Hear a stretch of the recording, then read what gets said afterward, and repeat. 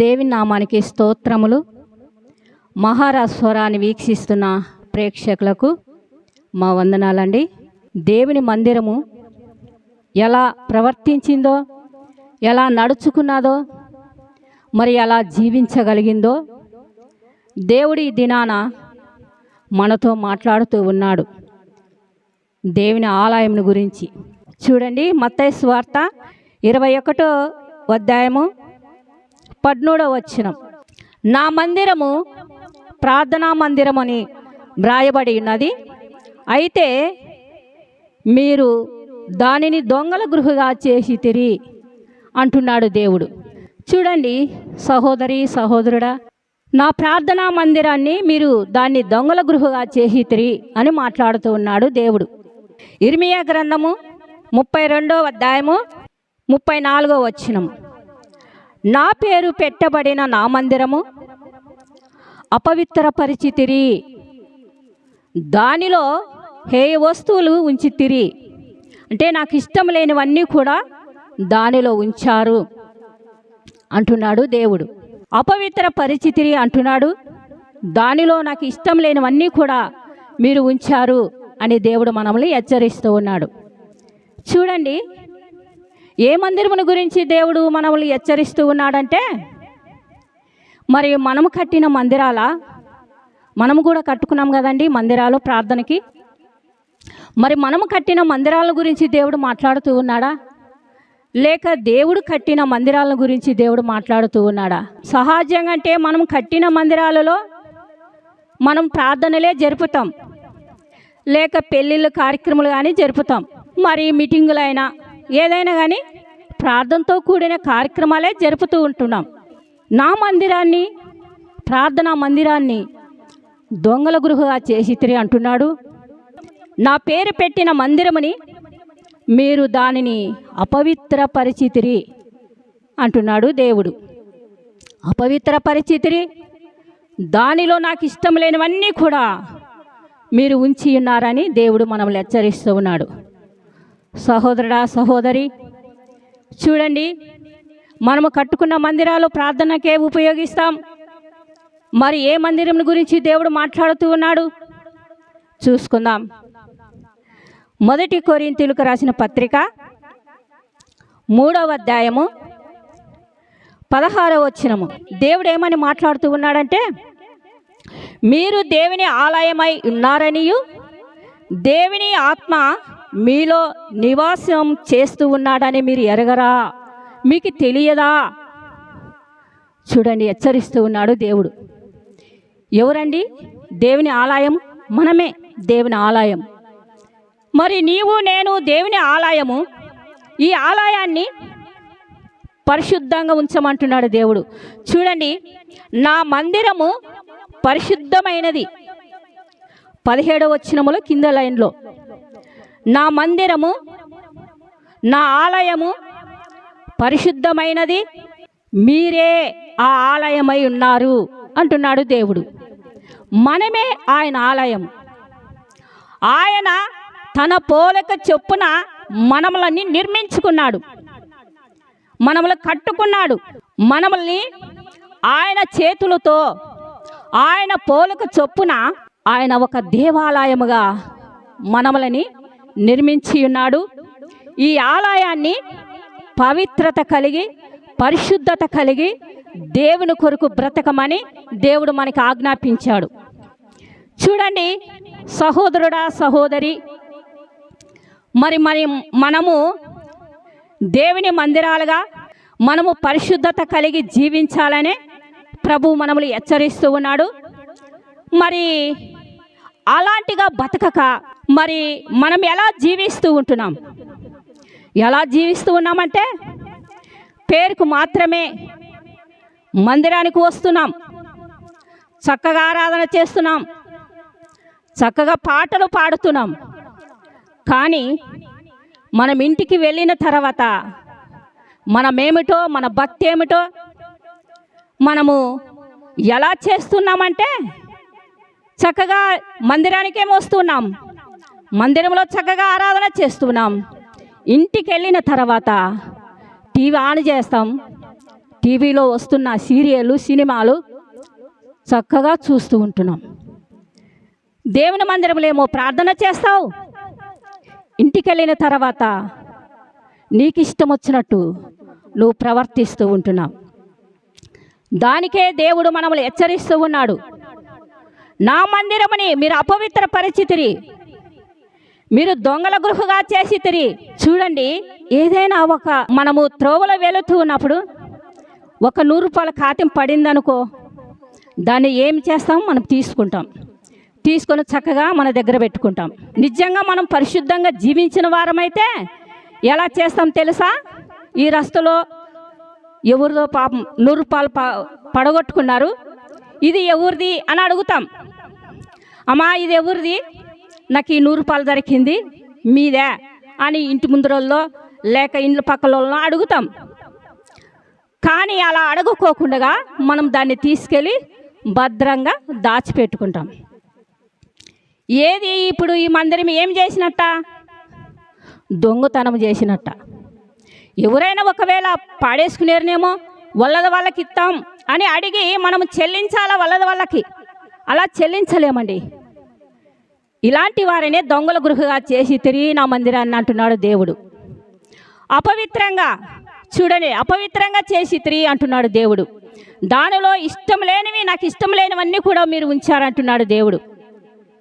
ఎలా ఉంచారంటున్నాడంటే, పేరుకు మాత్రమే మనము సంఘ పెద్దలు, పేరుకు మాత్రమే సెక్రటరీలు, పేరుకు మాత్రమే ఖజాందారులు, పేరుకు మాత్రమే విశ్వాసులు అంటూ దేవుని మందిరానికి వస్తూ ఉన్నాం. మరలా ఇంటికి వెళ్ళిన తర్వాత పాత పద్ధతులే పాటిస్తాం.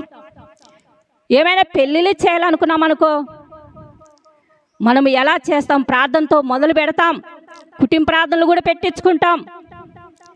కానీ లోకాచారాలు, పొలిమార దాటక మునిపే టెంకాయలు కొట్టడము, నిమ్మకాయలు కోసి పారేయడము, ఇలాంటివన్నీ అపవిత్రత కూడినవండి.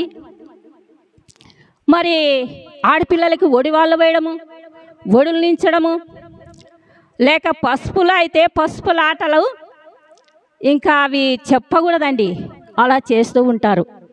ఎందుకంటే ఇలాంటివన్నీ కూడా అపవిత్రమైనవే. ఇలాంటివన్నీ కూడా దేవునికి ఇష్టం లేనివే. ఇలా మనము పాత పద్ధతుల్లోనే మునిగి తేలుతూ ఉంటున్నాం.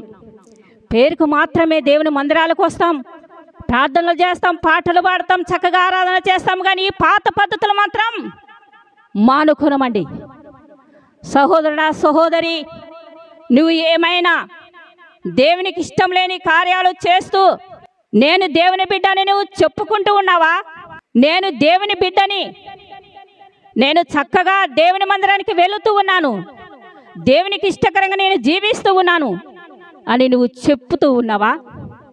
నువ్వు చెప్తూ ఉన్నావంటే దాని ప్రకారంగా నువ్వు జీవిస్తూ ఉన్నావా? జీవించలేకపోతూ ఉన్నావు. ఇలాంటి వారిని దేవుడు ఏమంటున్నాడంటే, చూడండి, 1 కొరింథీయులకు రాసిన పత్రిక 3వ అధ్యాయము 17వ వచనములో ఇలాంటి వారిని దేవుడు ఏమంటున్నాడంటే, ఎవడైనాను దేవుని ఆలయమును పాడు చేస్తే నేను వానిని పాడు చేస్తాను అంటున్నాడు. సహోదరుడా, సహోదరి, ఇలాంటిగా నువ్వు జీవించినట్టయితే, ఇష్టం లేనివి, అపవిత్రమైనవి, దొంగల గృహగా నీ హృదయం అనే మందిరాన్ని, నీ దేహం అనే మందిరాన్ని, నీ హృదయం అనే ఆలయాన్ని నువ్వు దొంగల గృహగా చేస్తూ ఉన్నావా? అపవిత్రంగా పరుస్తూ ఉన్నావా? దేవునికి ఇష్టం లేనివి చేస్తూ ఉన్నావా? నువ్వు దేవునికి ఇష్టం లేనివన్నీ కూడా చేసినట్టయితే దేవుడు నిన్ను పాడు చేస్తానంటున్నాడు. ప్రేమైన దేవుని బిడ్డ, దేవుడు పాడు చేయక మునిపే నువ్వు పవిత్రంగా బ్రతకాలని దేవుడు హెచ్చరిస్తూ ఉన్నాడు. నీ పాత పద్ధతులన్నీ మానుకో. దేవుని బిడ్డగా నీలో దేవునే చూపించు, దేవుని క్రియలు పాటించు, దేవుని మార్గంలో చక్కగా నడువుము, దేవుని కొరకు బ్రతుకుము. దేవుడైనా సర్వస్వమని నువ్వు జీవించగలిగితే దేవుడు నిన్ను దీవించాలనే ఆశపడుతూ ఉన్నాడు. చూడండి, దేవుని కొరకు బ్రతికిన మందిరాలను చూద్దాం. వాళ్ళు ఎలా బ్రతికారో, ఎలా దేవుని కొరకు నిలవగలిగారో చూడండి, కీర్తనల గ్రంథము 48వ అధ్యాయము 9వ వచనము. దేవా, మేము నీ ఆలయములో నీ కృపను గూర్చి ధ్యానించుచూ ఉన్నాం.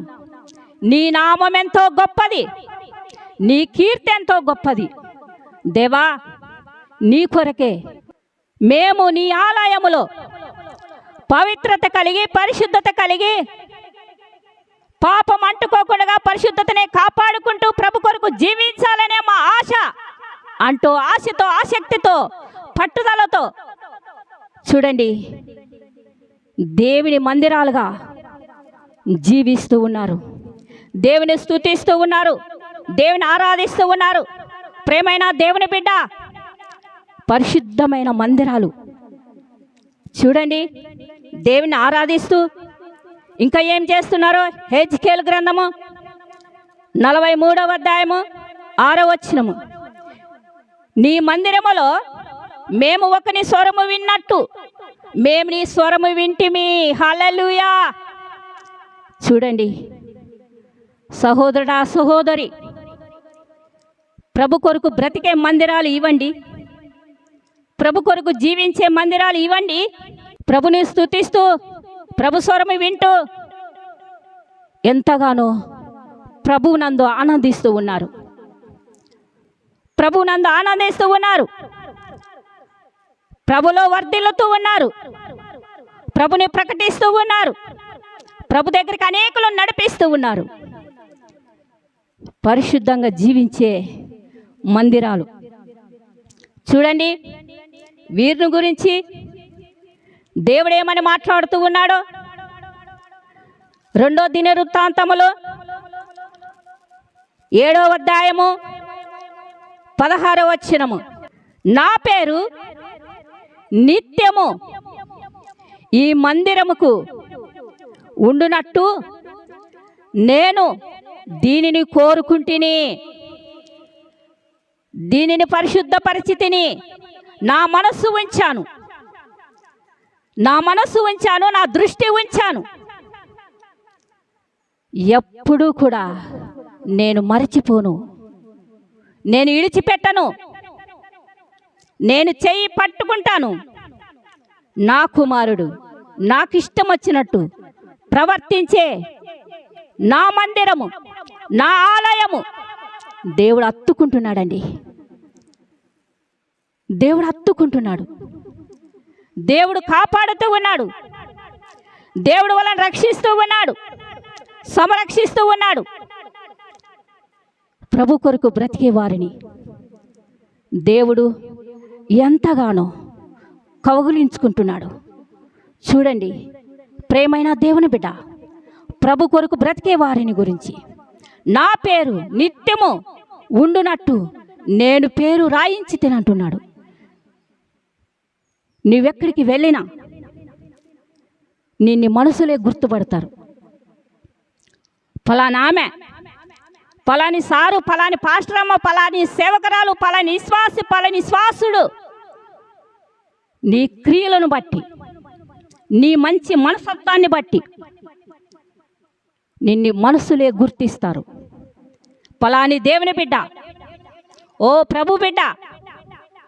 చూడండి ఎంత గొప్పగండి. దేవుడు అంటున్నాడు, నన్ను గణపరచండి, నేను మిమ్మల్ని గణపరుస్తాను అంటున్నాడు. మనము దేవుని గణపరిస్తే దేవుడు మనములను కూడా గణపరిచే దేవుడు. ఇలాంటి ఘనత పొందాలి సహోదరుడా, సహోదరి. ఇంకా ఏం చేశాడో దేవుడు చూసుకుందాం. వాళ్ళని కీర్తనల గ్రంథము 118వ అధ్యాయము 20వ వచనము. యెహోవా మందిరములో నుండి మిమ్మును దీవించును. హల్లెలూయా. మనసును బట్టి, ఏదో నువ్వేమో చేస్తావనేది కాదు. నీ మనస్సు దేవునికి ఇష్టకరంగా ఉందా లేదా, నీ మనస్సు దేవునికి ఇష్టకరంగా ఉందా లేదా అని ఆ ప్రభువు చూస్తాడు. ఆ మనసును బట్టి దేవుడు మనల్ని దీవిస్తాడండి. దేవుడు మనల్ని దీవిస్తాడు. ఇలాంటి దీవెనలు నువ్వు పొందాలని ప్రభువు ఈరోజు మందిరమును గురించి దేవుడు తెలియచేస్తున్నాడు. ఇలాగ నువ్వు ఆశీర్వాదాలు పొందుకోవాలనుకుంటున్నావా? ఇలాంటి దీవెనలను పొందుకోవాలనుకుంటున్నావా? సహోదరి సహోదరుడా, ఎవరైనా కావచ్చు, నీవు పేరుకు మాత్రమే దేవుని మందిరానికి వచ్చి దేవుని ఆరాధించి మరలా ఇంటికి వెళ్ళిన తర్వాత పాత పద్ధతులే పాటించద్దండి. ఆ పాతవన్నీ కూడా పాత పెట్టండి. క్రొత్త జీవితం కలిగి దేవుడు అంటున్నాడు, నేను లోకమునకు వెలుగు గనుక మీరు కూడా ఒక వెలుగు వలె జీవించమని దేవుడు హెచ్చరిస్తూ ఉన్నాడు. అవండి, మనము కూడా వెలుగుగా జీవించాలి. పరిశుద్ధంగా పవిత్రత కలిగి ప్రభు కొరకు బ్రతికినప్పుడే మనము దీవించబడతాం. ఇంకా మనము ఇంతగా ప్రార్థన చేస్తున్నానే, నేనే దీవించబడలేను, ఇంకా ఇక్కడే ఉన్నాను అని అనుకుంటున్నావేమో. అంటే నువ్వు ఇంకా అపవిత్రంగా జీవిస్తున్నావు. ప్రభు కొరకు పవిత్రత కలిగి పరిశుద్ధత కలిగి జీవించడం లేదు. అందుకోసమే నువ్వు దీవించబడటం లేదు. చూడండి, మీరే దేవుని ఆలయము. ఈ ఆలయము పరిశుద్ధమైనది, పవిత్రమైనది, ప్రభు కొరకు బ్రతికే మందిరము, ప్రభు కొరకు ఎదురు చూసే మందిరము, ప్రభు వచ్చినప్పుడు ఎత్తబడే మందిరము. ఇలాంటిగా నువ్వు ఉండాలని ప్రభు ఆశిస్తున్నాడమ్మా, ప్రభు ఆశిస్తున్నాడన్నా. మీరు నిజంగా దేవుని బిడ్డలుగా పరిశుద్ధమైన ఆలయముగా మీరు ప్రవర్తించండి. ప్రభువు ఇచ్చే ఆశీర్వాదాలు పొందుకోవాలని ప్రభు పేరట మనవి చేస్తూ దేవుడి వాక్యాన్ని దీవించునుగాక. ఆమేన్. ప్రార్థన చేసుకుందాం. మమ్మల్ని మిక్కిలిగా ప్రేమించిన మా ప్రియా పరలోకపు తండ్రి, నీ శ్రేష్టమైన పాదములకు కృతజ్ఞతాస్తుతి స్తోత్రములు దేవా, ఇంతవరకు దేవుని మందిరమును గురించి మాట్లాడావు. నేను ఆ పరిశుద్ధంగా జీవించాలని నీ ఆశని నెరవేర్చే బిడ్డలుగా పరిశుద్ధత కలిగి జీవించడానికే నీ కొరకు నీ బిడ్డలుగా నీవిచ్చే ఆశీర్వాదాలు పొందుకోవాలని నా ప్రభు, ఈ బిడ్డలందరూ కూడా ఈ వాక్యం వింటున్న ప్రతి బిడ్డలని కూడా ఆ రీతికి మీరు దర్శించమని దీవించమని యేసు నామములో అడిగి వేడుకుంటున్నాము తండ్రి. ఆమేన్. ప్రియమైన దేవుని బిడ్డలారా, ముఖ్య గమనిక, మహారాజు మినిస్ట్రీస్ అనే ఈ యూట్యూబ్ ఛానల్ను లైక్ చేయండి, షేర్ చేయండి, సబ్స్క్రైబ్ చేయండి. అనేకులకు ఈ పరిచర్యను మీరు పరిచయం చేయండి.